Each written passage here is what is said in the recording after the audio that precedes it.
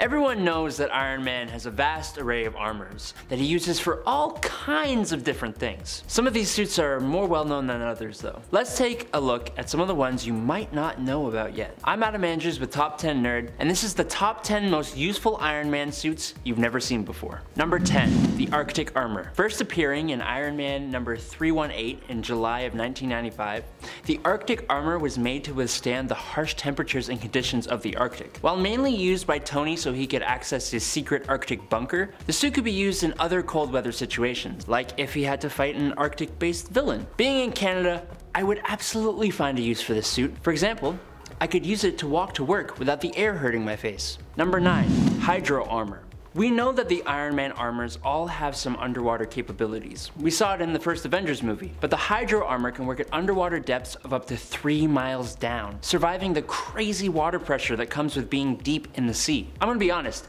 this couldn't be me. The ocean makes me wet my tighty whities. But I guess when you've got like a tri-beam style unibeam, mini torpedoes, electrical field generators, and an octopus style black ink thingy, you are a bit more safe. Number 8, High Gravity Armor. I like this one. Even if its design is goofy, it's something I think would actually need to be taken into account. This suit was made to help its wearer withstand the increased gravity conditions of hyperspace travel, helping the body keep blood in the limbs, not just the torso, and those huge feet helped with moving around. The suit helped Tony withstand 50 Gs, but his actual limits haven't really been explicitly mentioned. It didn't stop Tony from passing out from G-Lock though, and it definitely didn't stop him from puking, but it cleaned him up and disinfected him, just like a good friend after a party. Number 7, Cold Iron Armor. Everything in the War of the Realms related stories is just so metal. The Cold Iron Armor first appeared in Iron Man Volume 5, number 24 back in 2014, and came to be when Tony was on a stealth mission in the dark elf homeworld of Svartalfheim. The armor itself is actually worn over top of another suit, and it's completely made of iron. Iron is actually a metal that is lethal for dark elves, so it's kind of weird that Iron Man wasn't the first one called, but this is actually an Iron Man armor. Like, actually iron. Its weapons include a fireable iron hook, a cloud of iron nails, and these super sweet iron claws on each arm. Just look at this thing. Number 6, Godkiller Armor Mark II. Bet you didn't know that Tony Stark had a celestial-sized suit of armor powered by 8 nuclear reactors that is just casually orbiting Mars. Or I guess if you read Avengers Volume 8, number 5, you would. This armor entered the fray when the Dark Celestials attacked the Earth and battled alongside giant versions of She-Hulk, Thor, and Ghost Rider. While there are other versions of the Godkiller armor, this one is my favorite. And the fact that it was kept orbiting Mars just in case really feels like something Tony Stark would do. Number 5, Deep Space Armor. This is probably the one armor on this list that most people have heard of. This suit was created when Tony Stark took a vacation from Earth and went out into space with the Guardians of the Galaxy. The suit can use an autopilot in emergencies and even allows Tony to control suits hundreds of light years away back on Earth. It's a modular suit too, allowing for things like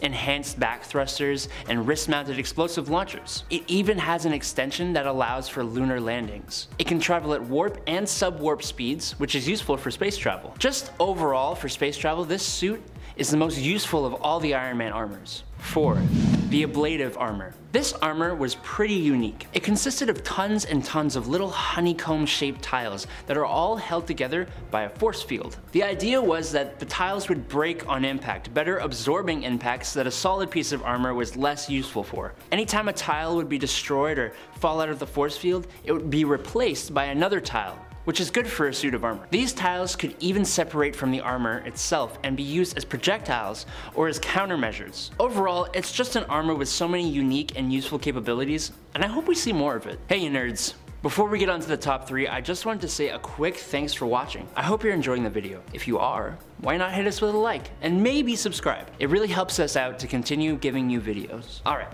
moving on. Number 3, the Nano Iron Man Armor. Now this is a bit less of a traditional armor. When battling Fin Fang Foom, Tony initially used the giant Fin Fang Foom Buster Armor, but when that failed, he instead shot a pod of thousands of Nano Ironman armor microbots into the dragon thingy's blood. The bots were then remotely operated to investigate Fin Fang Foom and then fight his antibodies and travel to his brainstem, where the armors were used to destroy the control disk. Nanobots are a technology we're trying to develop in the real world to solve thousands of problems, mainly medical in nature. So this is an extremely useful armor.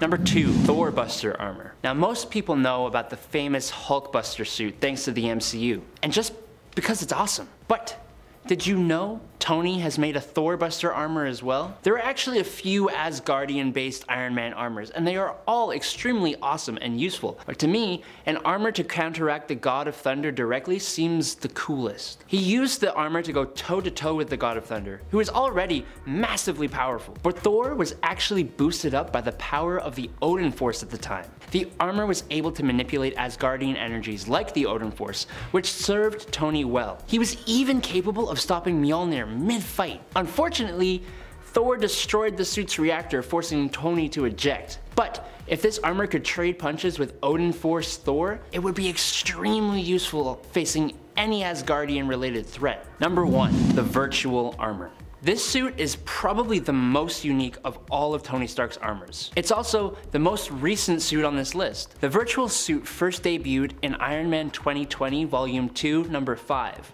when Tony Stark had his consciousness pulled out of his body to save his life, and it resulted in the Virtual Armor, which was made from the resources of the 13th floor, which is basically a virtual reality built of solid light. Look, it's hard to explain, okay? The virtual armor could allow Tony to create any weapon he can think of. It augmented his strength, it protects against weapons fire, and it's invisible by default, acting as almost a force field around Tony. It can separate to form a prison-like bubble. The suit even somehow still allows him to fly and protects him from the vacuum of space. I have no idea how it works. Like, at all. And it's the most comic booky thing I've ever heard of, but its almost limitless possible capabilities easily make it the most useful Iron Man suit. Alright, you little nerds, that's all I got for today. Let me know down below if there are any armors you wish made the list, and maybe it'll make it into a part 2. I'm Adam Andrews, this is Top 10 Nerd. See you next time.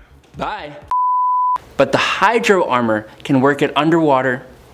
Some of these suits are more that is just casually I'm gonna do that again. And went out into the suit, who is already water. Blah, blah, blah, blah, blah, blah.